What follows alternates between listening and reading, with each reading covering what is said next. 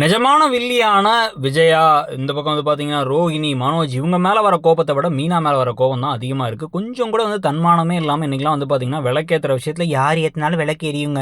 அவங்களே எரியட்டும் அப்படின்னு இவங்க எல்லா பிளானையும் செஞ்சுட்டு, இவங்க எல்லா வேலையும் செஞ்சுட்டு விளக்கேத்துற உரிமையை மட்டும் வந்து விட்டு குடுத்துக்கிட்டு இருக்காங்க.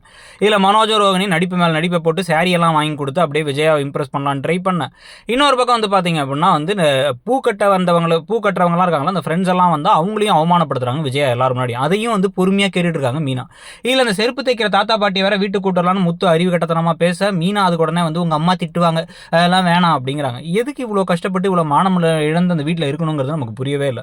ஸோ இப்போ இதெல்லாம் நடந்துக்கிறதெல்லாம் வந்து பார்த்தா கொஞ்சமாக திருப்பி கொடுக்கணும், அதையும் திருப்பி கொடுக்க மாட்டாங்க. இதில் ஆனால் இப்போ ரோகிணி என்ன பண்ணுறாங்கன்னா வந்து டான்ஸ் காம்படிஷன் வச்சு அதில் அந்த முத்துடைய ஃபோன் எடுத்து அந்த வீடியோ காமிச்சு மொத்தமாக இவங்களை வீட்டோட துரத்தணும்னு பிளான் பண்ணுறாங்க.